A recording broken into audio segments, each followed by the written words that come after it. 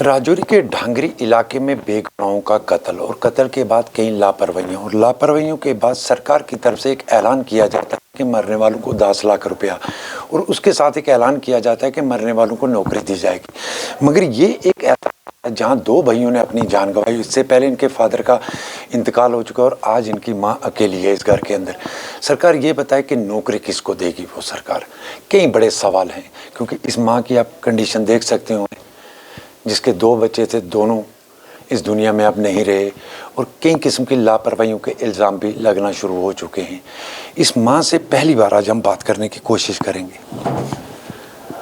माँ जी, ऐसा दुख है कि अस बयान नहीं कर सकते, तो उसके चाहने उम्मीद सर यही तो मैं चाहती हूँ। चलो बड़ा बेटा तो मेरा शहीद हो गया, उसके लिए मैं कुछ नहीं कह सकती कि उन जालिमों ने उसको वहाँ से उठने ही नहीं दिया। कम से कम 30-32 गोलियों का फायर किया और पता नहीं रास्ते में कौन रुका हुआ था, उसकी छानबीन होनी चाहिए कि कौन कौन आदमी थे, उनकी पकड़ होनी चाहिए। पहली बात तो मेरी ये है उस बड़े बेटे के लिए। दूसरे बेटे के लिए मेरी ये है कि डॉक्टरों ने रजौरी में उसका ऑपरेशन किया। वो मेरा बेटा ठीक था, बातें करता था। हम इधर उठा के मैं उसको अंदर लेके आई, मेरे साथ बातें करता रहा। रजौरी लेके गई, मैं बातें करता रहा बेटा। लेकिन इन डॉक्टरों ने ठीक से ना तो उसका ऑपरेशन किया, ठीक से ना तो उसका इलाज किया, क्योंकि इन्होंने हमें सच भी नहीं बताया। 2-3 दिन यहाँ पे रखा, नहीं तो ट्रीटमेंट इसका बहुत अच्छा चल रहा है। देखो ये ठीक हो जाए, आपको कोई ज़रूरत नहीं है इसको जम्मू ले जाने के लिए। अगर मुझे टाइम पे बता देते तो मैं अपने बच्चे को दिल्ली कहीं दूर ले जाती। क्यों नहीं 10-10 इंसान के ऑपरेशन हो सकते हैं, क्या मेरे बेटे के 2 ऑपरेशन नहीं हो सकते थे? इन्होंने मुझे सच बताया नहीं। और मेरे बेटे के अंदर जो गोली थी ना, वो गोली पीछे ही रही। उसके जहर के कारण मेरे बच्चे की डेथ हो गई। मेरा अब कोई सहारा नहीं रहा। अब यही सरकार मेरा न्याय देगी कि मेरा सहारा, जब तक ये सरकार मेरा कोई सहारा नहीं देगी ना, तब तक मैं जिंदा नहीं रहूँगी। मुझे सहारा चाहिए। क्या चाहते हो आप इसको? इंसाफ चाहिए मुझे इंसाफ चाहिए। एनआई की यहाँ पे मेरे घर में चौकी चाहिए। ये ना हो कि ये दूसरी वाली फोर्स नहीं मुझे चाहिए। एनआई की चौकी चाहिए और पूरी छानबीन होनी चाहिए। वो कहाँ गए आदमी? 1 घंटे में आदमी वो कहाँ छुप गए? देखो कोई उनके पास कोई हेलीकॉप्टर तो है नहीं, वो उड़ के वहाँ पे कहीं दूर चले गए हैं। छुपे तो इधर दाएं बाएं थे ना। क्यों नहीं ये छानबीन क्यों नहीं कर रही कि वो आदमी गए कहाँ हैं? इनको बताना चाहिए था। क्यों नहीं बता रही ये?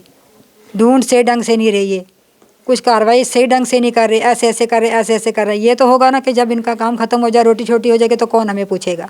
कोई बात नहीं पूछने वाले। अभी मैं इधर जिंदा हूँ पूछने वाली। जब तक मेरा न्याय नहीं करेंगे तब तक इनको मैं छोड़ने वाली नहीं हूँ। अभी तो मुझे मां जी, जिस टाइम ये इंसिडेंट होया सी तो उस टाइम गेट ने 1200 लोगों ने देखा ऐसी वैसे? देखो मैं गेट के अंदर खाना निकाल रही थी। एक मेरा छोटा बेटा था प्रिंस शर्मा, और दूसरा मेरा एक बड़े भाई का बेटा था, आया हुआ था, उसका नाम है रोहित शर्मा। इनको मैंने खाना दिया, इनके बर्तन में किचन में रखने के लिए जा रही थी, तो मुझे आवाज़ आई नीचे जैसे पटाखों की आवाज़ आती है। मैंने सोचा 1 जनवरी हो सकता है कि छोटे बच्चे कहीं मजाक कर रहे हैं। फिर 10 मिनट के बाद मेरे बेटे की चीखने की आवाज़ आई।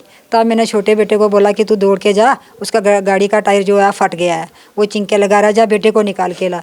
जब हम तीनों ही अपने अंदर से निकले तो हमारे घर के गेट के सामने आ गए। उन्होंने गोलियां बरसानी, सब पे गोलियां बरसानी शुरू की। मैंने दौड़ के साथ भागी और मैं उनके पीछे जाके मैं छुपी तो मैं उनको देख रही थी। वो मेरे लड़के को मारा भी, और साथ में पाँव के साथ ना वो बूट के साथ से भी वो मार रहे थे, बूट से भी लाते मार रहे थे वो। मां जी, प्रिंस से बारे क्या दीपक का क्या जा रही थी? इसकी नौकरी लगी सी उनकी? जी सर, इसकी नौकरी लगी थी, इसकी ज्वाइनिंग थी। बस को 10-15 मिनट के पहले इनकी जो वेरिफिकेशन थी ना, वो करवानी थी। वेरिफिकेशन के कागज़ वगैरह हम बना रहे थे, वो जमा करवाने के लिए जा रहे थे। शनिवार को गए तो बोलो डाक में बोल रहे थे कि अभी डाक बंद हो गई है, 12 बज गए हैं, तो आप सोमवार को आना, सोमवार को करवा देना। हम घर में आए तो एतवार को इन्होंने ये बात कर दी। अब एक आखिरी सवाल आपसे पूछना भी, क्या चाहते हैं? आपके बेटे का बदला? बेटे का बदला चाहिए मुझे, बस बेटे का बदला मुझे चाहिए। तब मुझे सीने में ठंड पड़ेगी। जब तक मेरे बेटे का बदला नहीं पहुंचेगा, तब तक फिर सरकार को ही पता चलेगा कि इस लड़की ने क्या किया है, क्या नहीं किया है। सरकार को भी कल बहुत मुश्किल हो जाएगा। अब मेरा कोई नहीं है दुनिया में। जैसे झांसी की रानी ने किया था ना युद्ध, फिर ऐसे युद्ध मेरा शुरू हो जाएगा। मुझे कोई आर्मी नहीं चाहिए, मुझे कोई फोर्स नहीं चाहिए, मुझे कुछ भी नहीं चाहिए। फिर देखना फिर क्या होता है। बिल्कुल, आप देख सकते होंगे ये वो माँ है जिसने अपने 2 बेटे खोए। 1 तारीख को पहले इसने अपना बड़ा बेटा खोया, दीपक शर्मा, जो मैथमेटिक्स एमएससी मैथमेटिक्स था। उसके बाद दूसरे दिन इसने अपना उसके कुछ दिन बाद उसने अपना छोटा बेटा खोया, प्रिंस शर्मा, जो महकमा जल शक्ति में काम करता था। मगर आज ये घर पूरी तरह खाली हो चुका है। इस घर के अंदर अगर कुछ बचा है तो सिर्फ ये एक बूढ़ी माँ, जिसका अब कोई सहारा नहीं है। मगर इस माँ के हौसले जो हैं ज़रूर बुलंद हैं। ये माँ चाहती है कि इसके बेटों का बदला लिया जाए और इसकी पूरी तरह इंक्वायरी की जाए, क्योंकि इसमें कई लापरवाहियां के मामले अभी तक सामने आ रहे हैं। जिस तरह ये कहा जा रहा है कि प्रिंस शर्मा के डेथ के बाद जब इसका पोस्टमार्टम किया गया तो उसके जिस्म के अंदर से एक बुलेट पाया गया, जो बहुत बड़ी लापरवाही जिसको हम कह सकते हैं, जिसके कारण उसकी मौत हुई। इस तरह के इल्ज़ाम लगाए जा रहे हैं। राहुल सूदन के साथ जमशेद मलिक, गुलिस्तान न्यूज़, राजौरी। राहुल।